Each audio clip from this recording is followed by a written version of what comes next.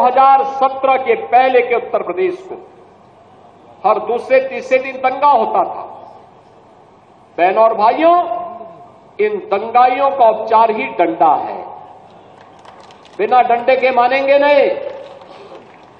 आप देख रहे होंगे बंगाल जल रहा है, वहां की मुख्यमंत्री चुप है, दंगाइयों को शांति दूत कहती है।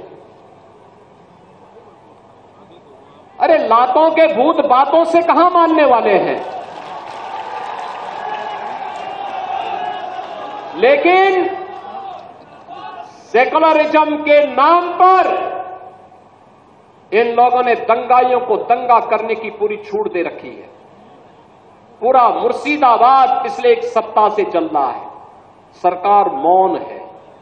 बहनों और भाइयों, इस प्रकार की अराजकता पे लगाम लगनी चाहिए और मैं धन्यवाद दूंगा इस बात के लिए वहां की माननीय न्यायालय को, जिन्होंने वहां पर केंद्रीय बलों की तैनाती करके वहां के अल्पसंख्यक हिंदुओं की सुरक्षा की व्यवस्था करने के लिए कदम उठाया है और आज केंद्रीय बल वहां पर तैनात है। आपने वहां की पीड़ा सुनी होगी।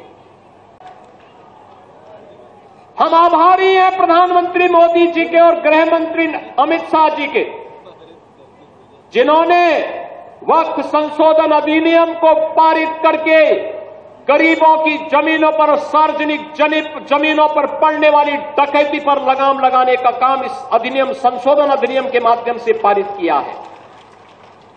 अब ये जमीन जो वापस आएगी, बहनों और भाइयों, इसमें हॉस्पिटल बनेंगे, इनमें गरीबों के लिए मकान बनेंगे, हाई राइज बिल्डिंग बनेगी, यहां पर स्कूल बनेंगे, विश्वविद्यालय बनेंगे, निवेश के लिए लैंड बैंक बनेगा। लेकिन किसी को जमीन पर कब्जा करके गुंडागिर्दी करने की छूट अब नहीं मिलेगी। इसलिए लोग परेशान हैं, क्योंकि जमीन के नाम पर जो लूट थी वह रुकने वाली है और उसलिए इन लोगों को परेशानी है। परेशानी इस बात को लेकर के कि अब गुर्गे खाली हो जाएंगे, तो पहले जो जनता को लूटते थे, इनको अब भय है कि इनके द्वारा पाले गए गुर्गे कहीं भस्मासुर हुए तो कहीं अब इन्हीं को न लूटने लग जाएं।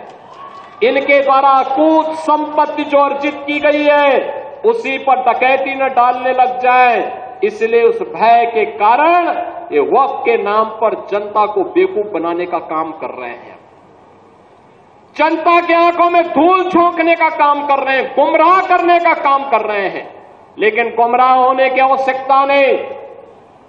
हमें देश के संविधान पर, बाबा साहब भीमराव अंबेडकर के द्वारा बनाए गए संविधान पर विश्वास करना है, विकास की प्रक्रिया के साथ जुड़ना है।